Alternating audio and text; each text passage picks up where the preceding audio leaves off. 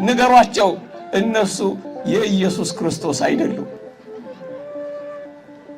በጨንገር ገረፉት፣ ደሙ እስኪፈስ ገረፉት፣ ስጋው እስኪተለተል ገረፉት። የብረት የጋለ የብረት ምጣድ ላይ ሰቀሉት። በብረት መሳሪያ አጥንቱ እስኪታይ ድረስ ባጠጡት። የእናንተ እሳት አሁን ይጠፋል፣ የገሃነም እሳት ግን ለዘላለም ይነድባችኋል አላቸው። ቅጣታችሁ በመንግሥተ ሰማያት ተቀማጭ ገንዘቤ ነው አላ። ጫፎቻቸው ሹል የሆኑ የብረት ችጋሎች ይዘው ሰውነቱን በሱትና ከመሬት ጋር አጣበቁት። ከዛስ ጎድኑን የሰውነቱን ጎድኖች በእሳት አቃጠሉት። አንገቱን ቆረጡት። ሰውነቱን እሳት ውስጥ ለ3 ቀናት አቆዩት። አንድም ግን የመቃጠል ምልክት በሰውነቱ ላይ አልታየም። ተረት አይደለም መነግራችሁ። እኛ እንኳን ስለሰማነው እንዴት ተዘገነነ፣ እኔ እንኳን ስናገረው እንዴት ከበደኝ። እሱ ሲከብር ደስ ካላለን ካኮረፍንማ ምኑን ክርስቲያኖች ሆን? ንገሯቸው እነሱ የኢየሱስ ክርስቶስ አይደሉም። ለምንድን ነው ብዙ ክብር የምትሰጧቸው ካሏችሁ? ድል ስላደረጉ ነው በሏቸው። ሰይጣንን ድል ስላደረጉ ነው። እኩያት ፍቶታትን አረማውያንን ዲዮቅልጥያኖስን መክስሚያኖስን ትራጃንን ድል ስላደረጉ ነው በሏቸው። ሁለት ለምንድን ነው የምትመሰክሩላቸው ካላችሁን? ገና እኛ ስንመሰክር ነው የምታኮርፉት። ገና ልዑል እግዚአብሔር በሰማይ ይመሰክርላቸው የለ? ይመሰክራል አይመሰክርም? ይመሰክራል አይመሰክርም? ገና በሰማይ የሚመሰክርላቸው ከሆነ እኛ በምድር ላይ ስንመሰክርላቸው እንዴት ታኮርፋለህ በሏቸው። ወገኖቼ እንዴት ታስቧቸዋላችሁ ካላችሁ ደግሞ ቅዱሳንን ስላገለገሏቸው አሁንም ስለምታገለግሏቸው እግዚአብሔር ለስሙ ያሳያችሁትን ፍቅር ይረሳ ዘንድ አመፀኛ አይደለም። እግዚአብሔር ቅዱሳንን የሚያስብ ከሆነ እኛ ቅዱሳንን እንዴት እንረሳለን በሏቸው። ደግሞስ የማይጠፋ የመታሰቢያ የዘላለም ስም እሰጣችኋለሁ ብሏቸዋል በሏቸው። ታዲያ ይህንን የመጽሐፍ ቅዱስ ዕውቀትና የመጽሐፍ ቅዱስ ትምህርት እውነት እየኖራችሁ በመሆናችሁ ደስ ይበላችሁ።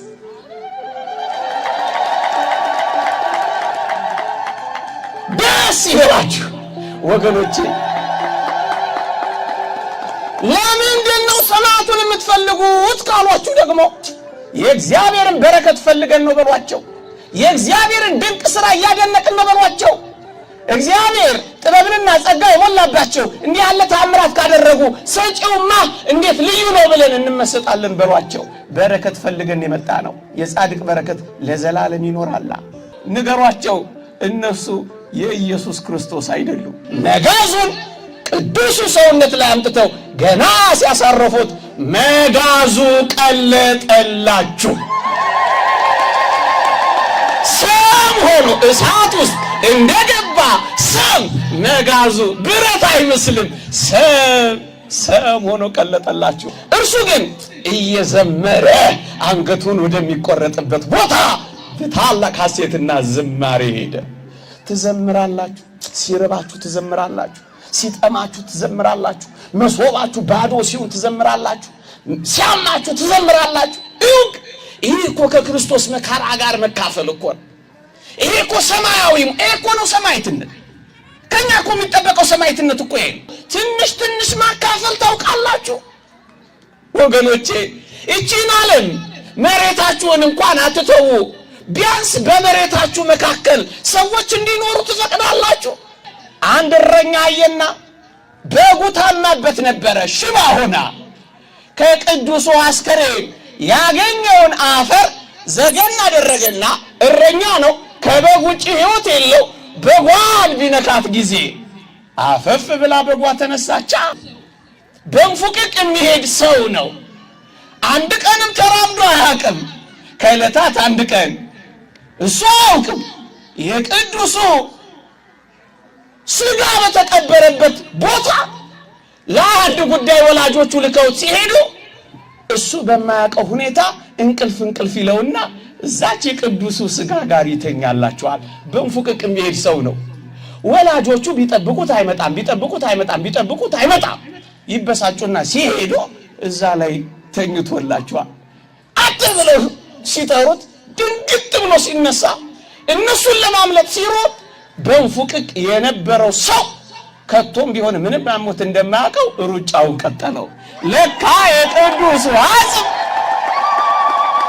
አጽሙ ስኮት ነው።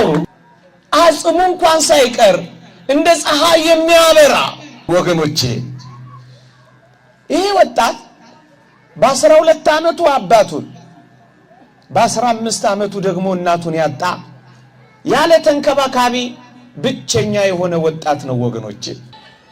የሰራዊት አለቃ ሆኖ ሳለ የእረኞች አለቃ የበጎች አለቃ ለመሆን ራሱን ወደ ታች ስለደፈቀ አንድ አስደናቂ ሰማዕት ነው ዛሬ የምንሰማው።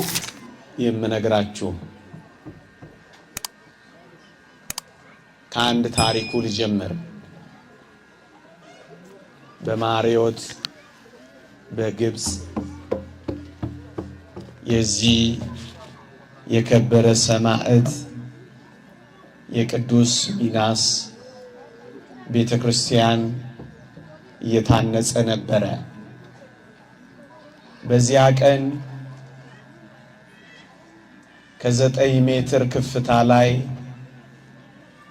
ዮሴፍ ሲራክ የሚባል መሐንዲስ ቤተክርስቲያኑ ከሚታነጽበት ከ9 ሜትር ከፍታ ላይ ይወድቃል። አካሉም ይቀጠቀጣል፣ ከጆሮም ደም ይፈሳል። ይሄ ዮሴፍ ሲራክ የዚህ ቤተክርስቲያን አዲስ የሚታነጸው የቅዱስ ሚናስ ቤተክርስቲያን መሐንዲስ ነው እና ከታላቅ ከፍታ ላይ ወደቀ። ሰውነቱም ተቀጠቀጠ፣ በጆሮ ግንዱም ደሙ ፈሰሰ። በሞትና በሕይወት መካከል እያለ ሰማዕቱ ማር ሚናስን እየተማጸኑ በችኮላ ወደ ሆስፒታል ወሰዱት።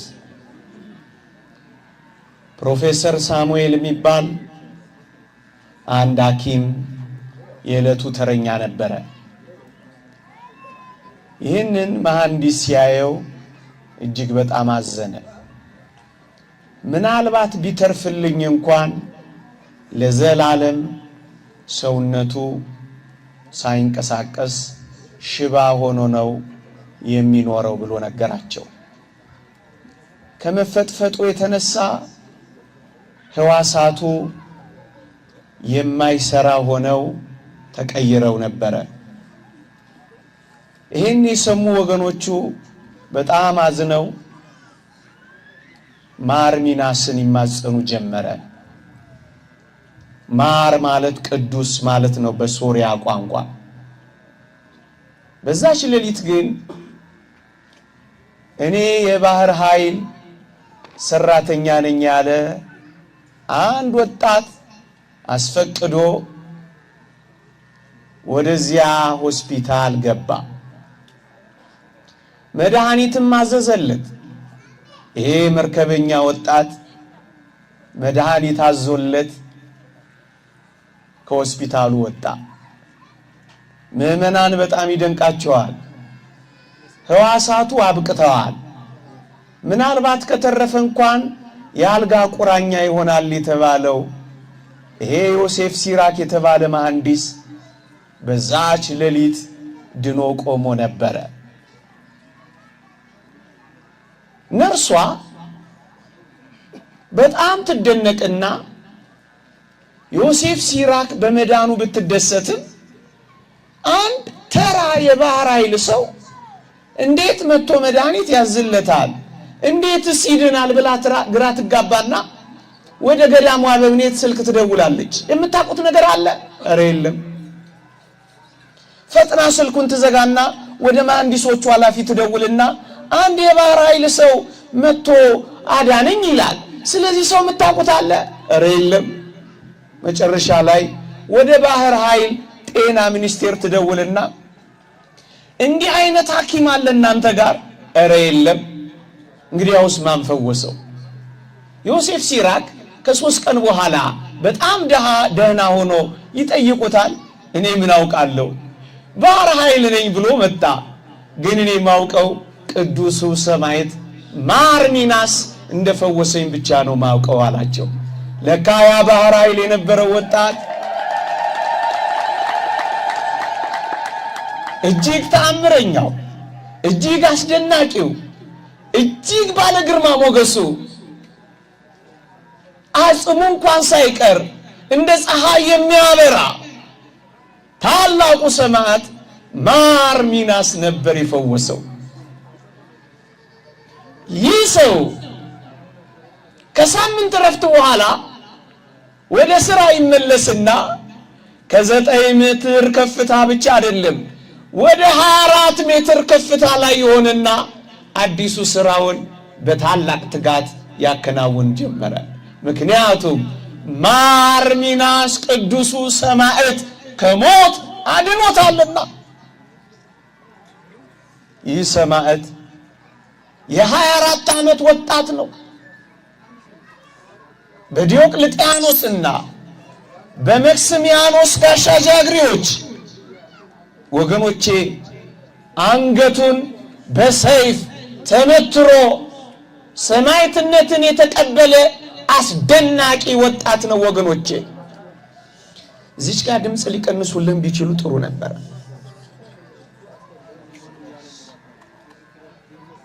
ወገኖቼ ይሄ ወጣት በ12 ዓመቱ አባቱን በ15 ዓመቱ ደግሞ እናቱን ያጣ ያለ ተንከባካቢ ብቸኛ የሆነ ወጣት ነው ወገኖቼ። በዚህ ያላኮረፈ ደግ አባቱን ምስኪን እናቱን በማጣቱ ምክንያት በእግዚአብሔር ላይ ጀርባውን ያላዞረ አስደናቂ ወጣት ታሪክ ነው የምነግራችሁ ወገኖቼ። በጣም ባለጸጋ የነበረ አባቱ ባለስልጣንና መኮንን ስለነበር ይህ ሰማዕትም ወደ ሰማዕትነት ከመግባቱ በፊት በግዴታ የፖሊስ ሰራዊት ባለስልጣን አድርገው ሾሙት። ሁለተኛ የአባቱ ሰፊ መሬት ያጎቱም ብዙ ርስት ስለነበረው እጅግ ባለጸጋ ነበረ። ሁለት እግዚአብሔር ያሳያችሁ በስልጣን ላይ በባለስልጣንነት ላይ ባለጠግነት ሲጨመር እንዴት እንደሚያኮራ ተመልከቱ። ሁለት ሶስተኛው ውበቱ ደግሞ አስገራሚ ነበር። ጉልበቱ ደግሞ በጣም ጠንካራ ነበር። በዚህ ምክንያት ዝናው የናኘ ወጣት ነበረ ወገኖቼ። ይህ ሰው ነው እንግዲህ ዲዮቅልጥያኖስ በ295 ዓመተ ምህረት አብያተ ክርስቲያናት ይዘጉ ጣዖታት ይከፈቱ ብሎ ሲያውጅ የክርስቲያኖችን መጨፍጨፍማ አላይም ብሎ ወደ በረሃ ነጎደ። ገና ሕፃን የሆነ ገና ወጣት የሆነ ብላቴና በገንዘብ ብዛት የዓለም ወዳጅ መሆን ይቅርብኝ ብሎ ሀብቱን ንብረቱን ለድሆች አከፋፈለ። የክርስቲያኖችን መከራ በዓይኔ አላይም፣ ጨፍጭፍ ስባል አልጨፈጨፈም። ምክንያቱም የፖሊስ ሰራዊት አባል ነው። በዚህ ሥራ ከተባበረ የክርስቲያኖችን ደም ማፍሰሱ አይቀርም። የክርስቲያኖችን ደም ከማፈስ ይቅርብኛልና ሀብቱንም አከፋፈለ። ደግሞስ በሕዝብ ኃጢአት አልተባበርም ብሎ በገዳም በዋሻ ውስጥ ለ5 ዓመታት በጸሎት ጽሙድ ሆነ። በዝማሬ ቃል ድምፁን እያሰማ እጅግ ጣዕመ ዝማሬዎችን እያቀረበ የሚመሰጥ አስደናቂ ወጣት ሆነ።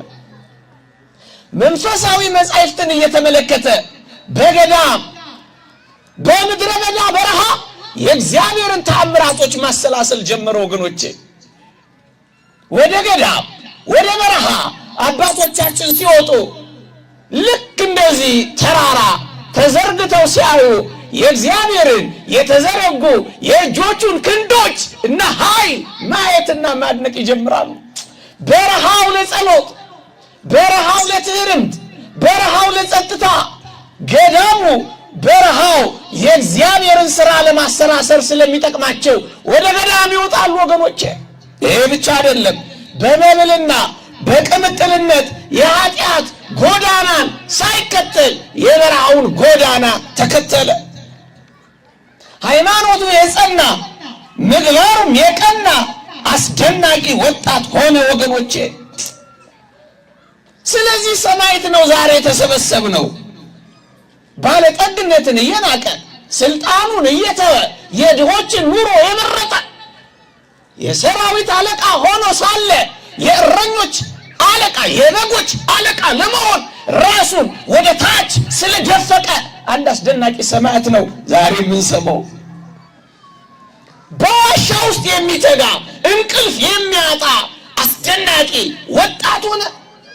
ወጣትነቱን ናቀ፣ ባለስልጣንነቱን ናቀ፣ ባለጠግነቱን ናቀ፣ ቅምጥልነትን ናቀ፣ ኩራትን ናቀ። ሰማዕትነት ማለት ይሄ ነው ወገኖቼ።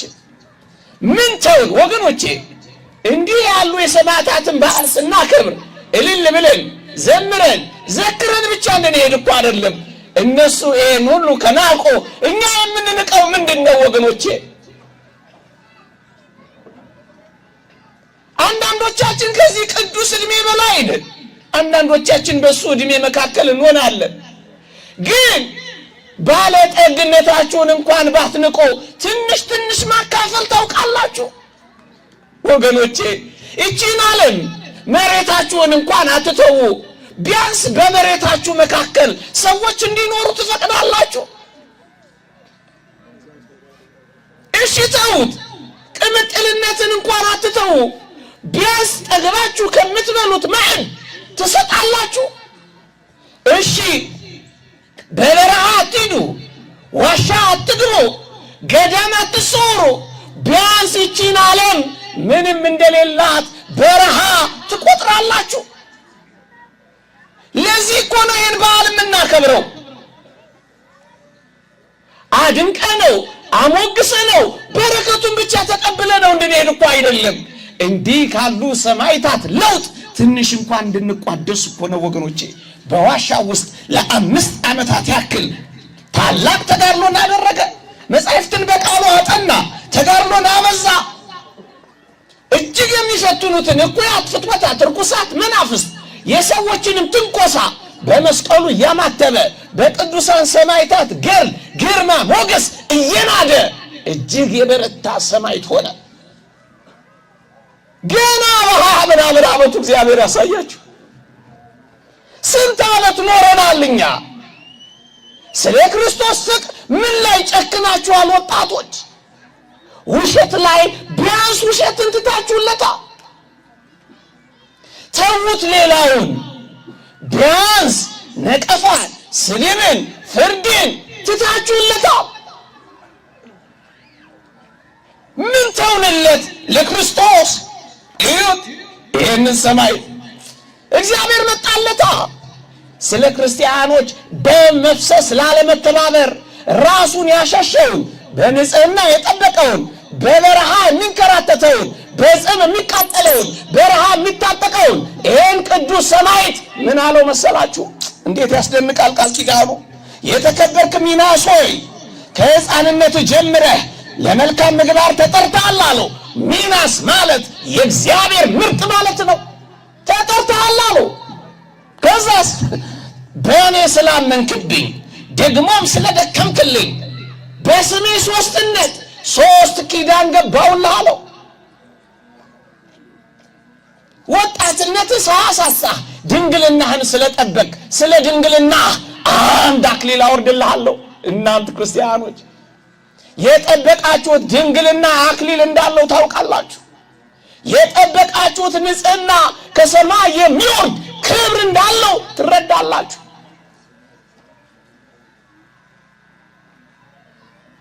ስለ ትዕግስት አለው። አጋንንትን ስለታገስ፣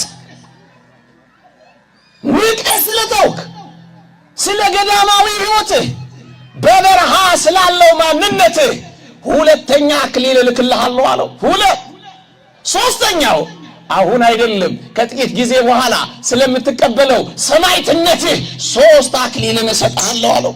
እንዴት ያስደንቃል! እግዚአብሔር እንዲህ አለው፣ በስምህ በተጠራች ቤተክርስቲያን፣ ዛሬም በታነጸች ቤተክርስቲያን በስሜ ተሰብስበው ስሜን እንዲያመሰግኑኝ ምክንያት ሆነሃልና አለው።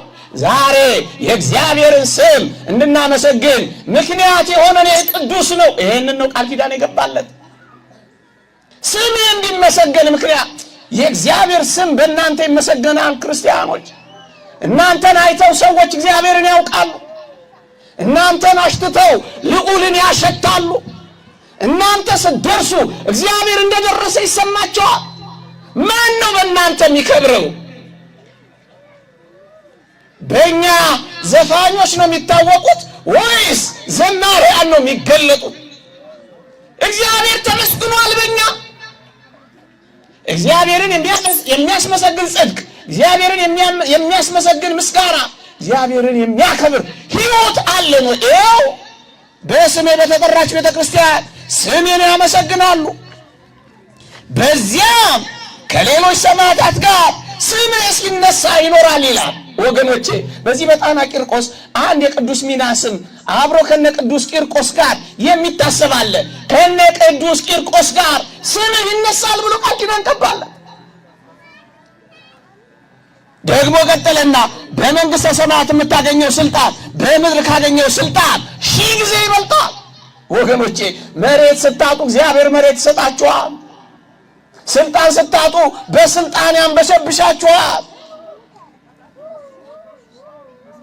ወገኖቼ ሀብታችሁን ብታካፍሉ እግዚአብሔር በቅፋችሁ የሚሞላ ተጠቅጥቆ ቆጥራችሁ ማዘልቆት ሀብት ያካፍላችኋል። እግዚአብሔር 1000 ጊዜ ይበልጣል አለው።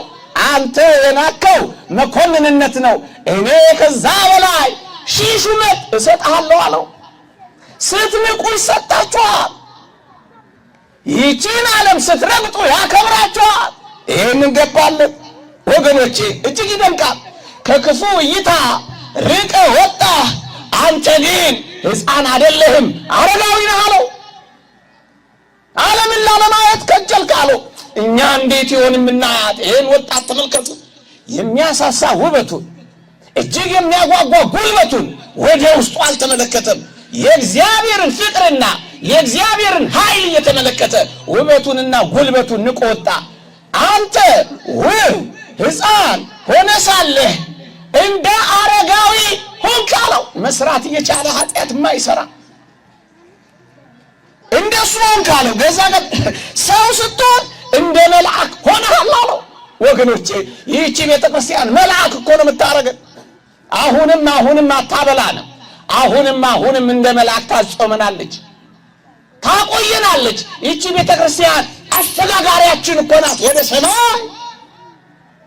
ወገኖቼ ያን ጊዜ ይሄን ቃል ኪዳን ሲገባለት ቅዱስ ሚናስ ክርስቲያኖች ለሚቀበሉት ዓለም ደግሞ ለሚጮህበት ጣዖት ምስክር ለመሆን ለሰማዕትነት ገሰገሰ ይላል። ሰማዕትነት ወደሱ እስኪመጣ አልጠበቀም። ለእንግዲያውስ ለጌታዬ ሳስመሰክር እስከ መቼ በዋሻ ኖራለሁ አለና ወደ ሰማዕትነት ገሰገሰ ይላል። እጅግ ይደንቃል። ያን ጊዜ ምን አገኘ መሰላችሁ? ጣዖትን የሚያከብሩ ለጣዖት መስዋዕት የሚሰዉ ሰዎችን መንገድ ላይ ሲያገኝ ጮክ ብሎ ይገስጻቸው ጀመረ። ወገኖቼ ስንቶችን አስተምረናል። ስንቶችን አንዳንዶችን ከሰዓት ነጥቃችሁ አድናችኋል። ብዙዎች ጨሌ ስር፣ ብዙዎች ጠንቋይ ቤት፣ ብዙዎች ሟርት ላይ፣ ብዙዎች መተት ላይ፣ ብዙዎች ድግምት ላይ ያሉ መች መሰከርንላቸው? ስንት ሰው አድናችኋል። ስንት ሰው አውጥታችኋል። ስንት ሰው አጽንታችኋል። ስንት ሰው ከእግዚአብሔር ጋር አዋህዳችኋል። ሄደ የኢሳይያስን ቃል ጠቀሰ። ቅድም እንዳልኳችሁ የመጻሕፍትን ቃል በቃሉ አጥንቶ ነበር አላልኳችሁ? ትንቢተ ኢሳይያስ ምዕራፍ 65ን እየጠቀሰ ሞገታቸው። ያዙትና አንተ ማን አሉት? እኔ ክርስቲያን ነኝ አላቸው። አቤት እንዴት ይደንቅ! እኔ ክርስቲያን ነኝ አላቸው እንደ ቅዱስ ቂርቆስ። ከዚያም ተቆጡበት። ሕዝቡንም ባህሉንም የምትበጠብጥ አንተ ለመሆኑ ማን አሉና ደሙ እስኪፈስ ድረስ መሬቱ እስኪርስ ድረስ ደሙ መሬት ጋር አስጠግተው ቀጠቀጡት ይላል። መሬቱ በደም ራሰ ይላል። እኔ ክርስቲያን ነኝ ወገኖቼ። ክርስቲያን የሆነው የላመ የበላን የጣመ የጠጣን በሞቀ የኖርን አይደለም። እንደዚህ ምስክር ልንሆን ነው። የቃል ምስክር በትምህርት የሕይወት ምስክር በሰማዕትነት የሞት ምስክር ልንሆን። ሕይወታችን ምን ያህል ስለ እግዚአብሔር ፍቅር ይመሰክራል? ይሄ የኑሮ ምስክር ይባላል።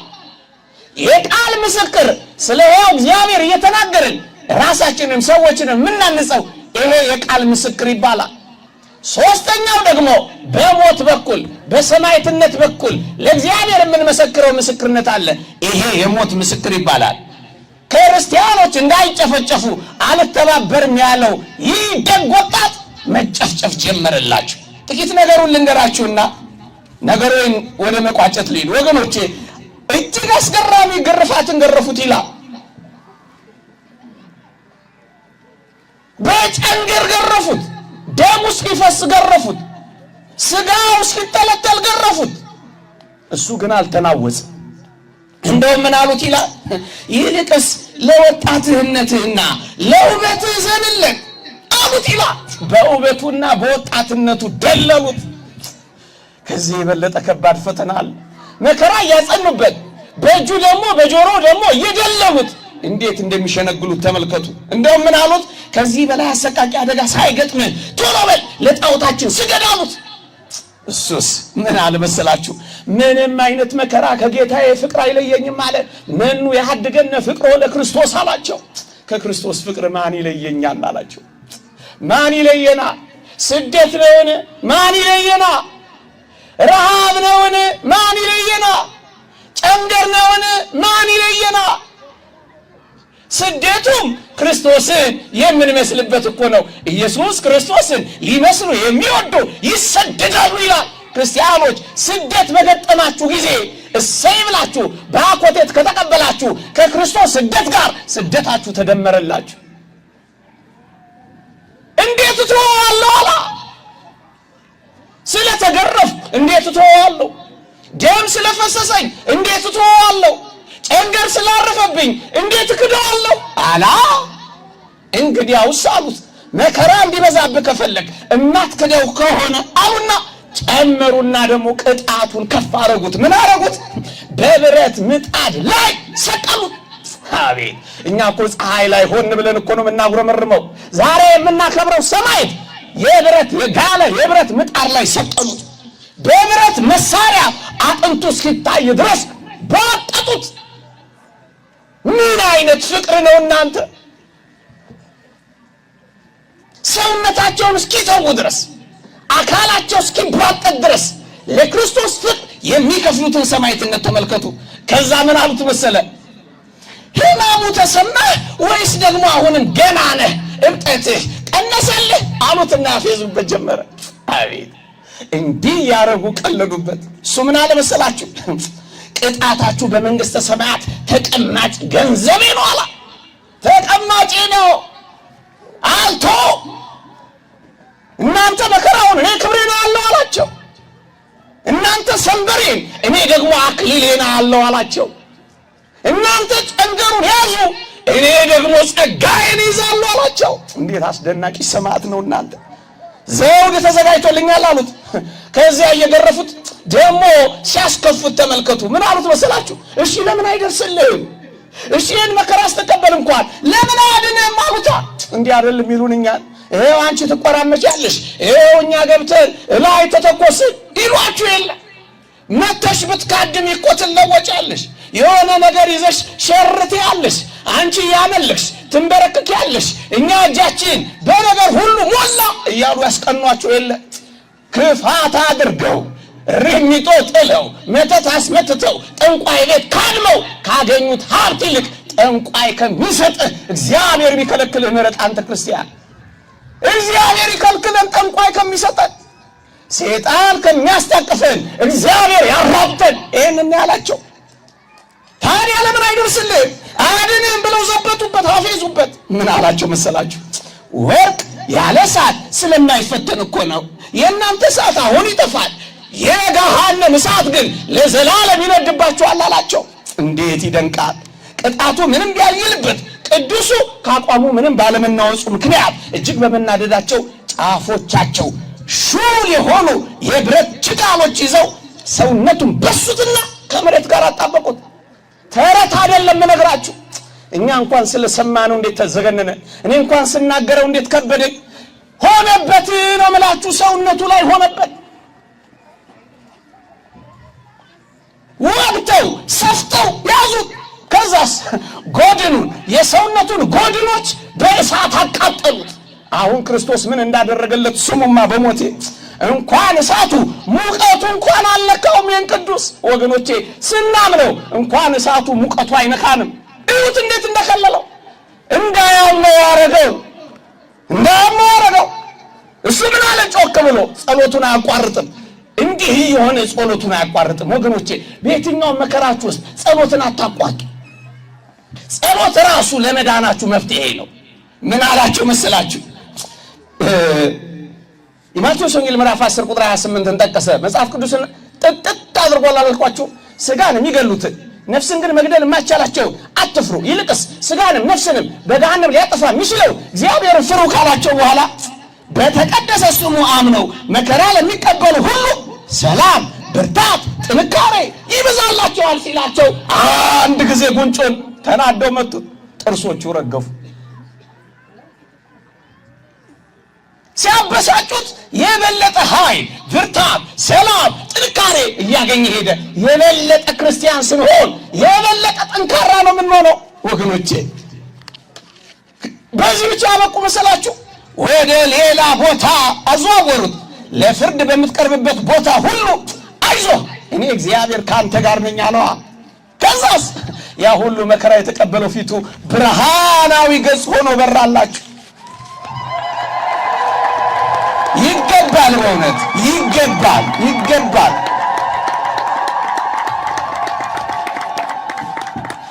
የተወው እንዳይመስላቸው ፊቱን ማየት እስከማይችሉ ድረስ ያ ሁሉ ረዓብ፣ ጥም ተቃጥሎ ያ ሁሉ ጉንጩ ተመቶ ደም ፈሶት ፊቱን ማየት እስከማይችሉ ድረስ በብርሃን ፊቱን ሞላው። እግዚአብሔር ያደርጋል አያደርግም? በወህኒ አሰሩት።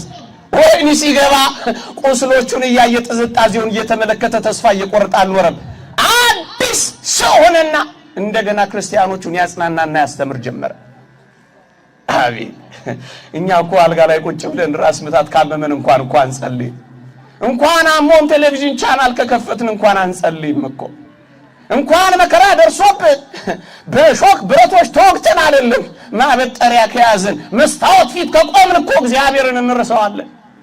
እዩት፣ እየቆሰሉ ጌታችን ተገለጠና በእስር ቤትም ተገለጸለትና ቁስሎቹን ፈወሰው። ቅዱስ ቅባ ቅዱስም ቀባው፣ ጸጋና ሰላም ሰጠው ይላል።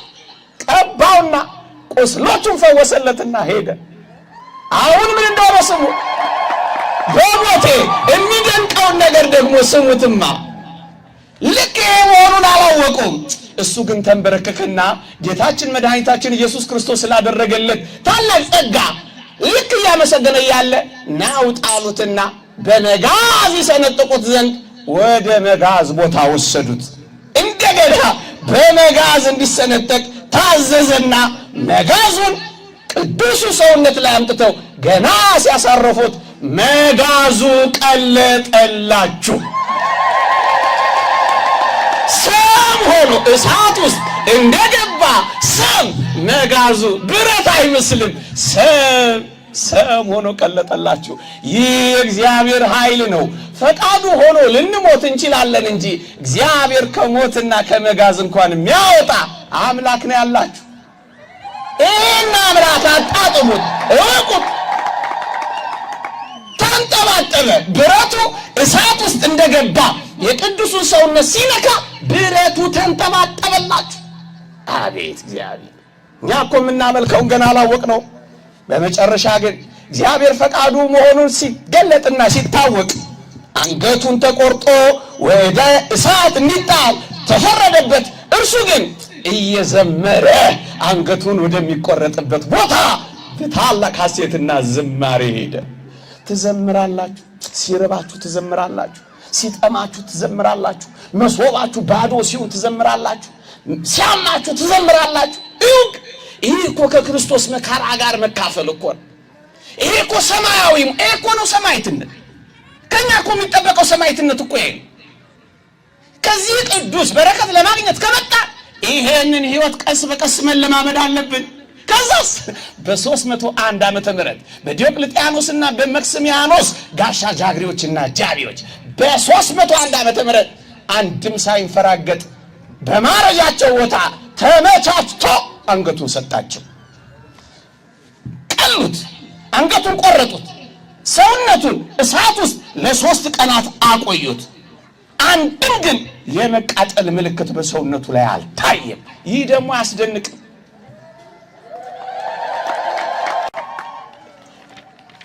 ጥቂት ነገሮችን ላስታውሳችሁ።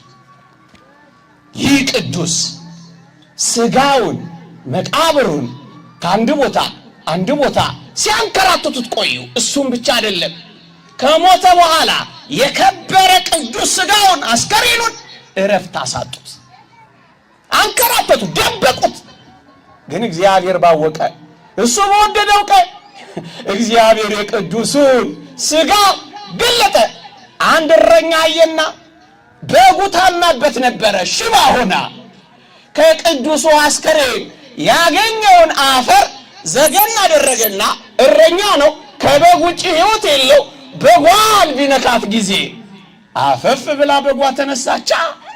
ይህን ያደረገው ይህን ሁሉ ተአምራት የሰራለት እግዚአብሔር በቅዱሱ ሥጋ እንዴት ተአምራት እየሰራ እንደሆነ ተመልከቱ። አሁን እንኳን እኛ ልንናገረው በማንችለው ሁኔታ እግዚአብሔር በእነዚህ ቅዱሳን ሥራ ይሰራል። አንድም ሰው በእንፉቅቅ የሚሄድ ሰው ነው። አንድ ቀንም ተራምዶ አያውቅም። ከዕለታት አንድ ቀን እሱ አያውቅም። የቅዱሱ ሥጋ በተቀበረበት ቦታ ለአንድ ጉዳይ ወላጆቹ ልከውት ሲሄዱ እሱ በማያውቀው ሁኔታ እንቅልፍ ይለውና እዛች የቅዱሱ ሥጋ ጋር ይተኛላችኋል። በእንፉቅቅ የሚሄድ ሰው ነው። ወላጆቹ ቢጠብቁት አይመጣም። ይበሳጩና ሲሄዱ እዛ ላይ ተኝቶላችኋል። ብለው ሲጠሩት ድንግጥ ብሎ ሲነሳ እነሱን ለማምለጥ ሲሮጥ በእንፉቅቅ የነበረው ሰው ከቶም ቢሆን ምንም ማሞት እንደማያውቀው ሩጫውን ቀጠለው። ለካ የቅዱሱ አጽም የሱ ኮት ነው። ወገኖቼ መጽሐፍ ቅዱስ ለዚህ ነው ግልጽ ትምህርት ስለ ቅዱሳን የሚነግረን። ግልጽ ትምህርት ነው የሚነግረን። ለምንድን ነው እንዲህ አይነት ደጋግ ቅዱሳንስ ተጋዳይ ሰማዕታትን የምናከብራቸው? ጥቂት ነጥቦችን ልንገርና ላብቃ። መጽሐፍ ቅዱስ እንዲህ ይላል፣ ክርስቶስ የቤተ ክርስቲያን ራስ ነው። ቤተ ክርስቲያን የክርስቶስ አካል ናት። በቤተ ክርስቲያን ውስጥ ያለን ክርስቲያኖች ደግሞ ብልቶች ወይም ሕዋሳት እንባላለን። አንደኛ ቆሮንቶስ ምዕራፍ 12ን ተመልከቱት። እዩ፣ ልብ ብላችሁ ስሙ። ክርስቶስ ራስ፣ ቤተ ክርስቲያን ወይም ማኅበረ ኅብረቱ አካል፣ እያንዳንዶቻችን ደግሞ እንደ ብልቶች ነን ይላል ቅዱስ ጳውሎስ። እና ይቀጥልና ምን ይላል መሰላችሁ? ከብልቶች አንዱ ቢከብር ሌሎቹ ብልቶች ከከበረው ብልት ጋር ሆነው አብረው ደስ ይላቸዋል ይላል። ይህ የከበረ ሰማዕት ክርስቶሳዊ በመሆኑ ከብልቶቹ ከሕዋሳቱ አንዱ ነው። ይህ ሰማዕት ክብር ይግባውና ሲከብር እውነተኛ ብልቶች እውነተኛ ሕዋሳት የሆን እኛ አብረን ደስ ይለናል። ለምን? አንድ የክርስቶስ ሰማዕት ከብሯል። እዩ፣ ከብልቶች አንዱ ሲከብር ሌሎቹ ብልቶች ደስ ይላቸዋል ይላል። ለምን ደስ ያለን መሰለህ? የኛ ብልት አንዱ ሕዋስ ሚናስ ስለከበረ ነው። እንዲህ ያሉ ሰማዕታት ሲከበሩ የሚከፋችሁ ከሆነ እናንተ ክርስቶሳውያን አይደላችሁ። ምን ታከብሯቸው አላችሁ? ምን ታስቧቸው አላችሁ? ምን እዚህ ተሰበሰባላችሁ ካሏችሁ ንገሯቸው፣ እነሱ የኢየሱስ ክርስቶስ አይደሉም። እውነተኛ ቤተ ክርስቲያን ወንድሞቿ ድል ሲነሱ የምታከብር ቤተ ክርስቲያን ናት። እደግመዋለሁ፣ ሚናስ ክርስቶሳዊ በመሆኑ ታላቅ ወንድማችን ነው። ይልቁንም ቅዱስ አባታችን ነው። እሱ ሲከብር ደስ ካላለን ካኮረፍንማ ምኑን ክርስቲያኖች ሆን? አንዱ ብልት ሲከብር ሁላችን ደስ ይለናል። አንድ ሁለተኛ መጽሐፍ ቅዱስ እንዲህ ይላል፣ መጠቅለያዬ ነው። ምሳሌ ምዕራፍ 28 ቁጥር 12 ጻድቃን ድል ባደረጉ ጊዜ ብዙ ክብር አለ ይላል። ምን ባደረጉ ጊዜ? ጻድቃን ምን ባደረጉ ጊዜ? ድል ባደረጉ ጊዜ ምን አለ? ብዙ ክብር። ለምንድን ነው ብዙ ክብር የምትሰጧቸው ካሏችሁ? ድል ስላደረጉ ነው በሏቸው። ሰይጣንን ድል ስላደረጉ ነው። እኩያት ፍቶታትን፣ አረማውያንን፣ ዲዮቅልጥያኖስን፣ መክስሚያኖስን፣ ትራጃንን ድል ስላደረጉ ነው በሏቸው። ሁለት ለምንድን ነው የምትመሰክሩላቸው ካላችሁን? ገና እኛ ስንመሰክር ነው የምታኮርፉት። ገና ልዑል እግዚአብሔር በሰማይ ይመሰክርላቸው የለ? ይመሰክራል አይመሰክርም? ይመሰክራል አይመሰክርም? ገና በሰማይ የሚመሰክርላቸው ከሆነ እኛ በምድር ላይ ስንመሰክርላቸው እንዴት ታኮርፋለህ በሏቸው። ወገኖቼ እንዴት ታስቧቸዋላችሁ ካላችሁ ደግሞ ቅዱሳንን ስላገለገሏቸው አሁንም ስለምታገለግሏቸው እግዚአብሔር ለስሙ ያሳያችሁትን ፍቅር ይረሳ ዘንድ አመፀኛ አይደለም። እግዚአብሔር ቅዱሳንን የሚያስብ ከሆነ እኛ ቅዱሳንን እንዴት እንረሳለን በሏቸው። ደግሞስ የማይጠፋ የመታሰቢያ የዘላለም ስም እሰጣችኋለሁ ብሏቸዋል በሏቸው። ታዲያ ይህንን የመጽሐፍ ቅዱስ ዕውቀትና የመጽሐፍ ቅዱስ ትምህርት እውነት እየኖራችሁ በመሆናችሁ ደስ ይበላችሁ።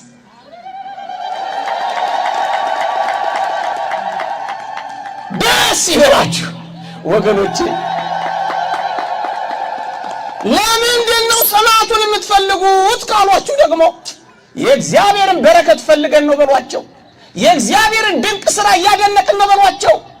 እግዚአብሔር ጥበብንና ጸጋ የሞላባቸው እንዲህ ያለ ተአምራት ካደረጉ ሰጪውማ እንዴት ልዩ ነው ብለን እንመሰጣለን በሏቸው።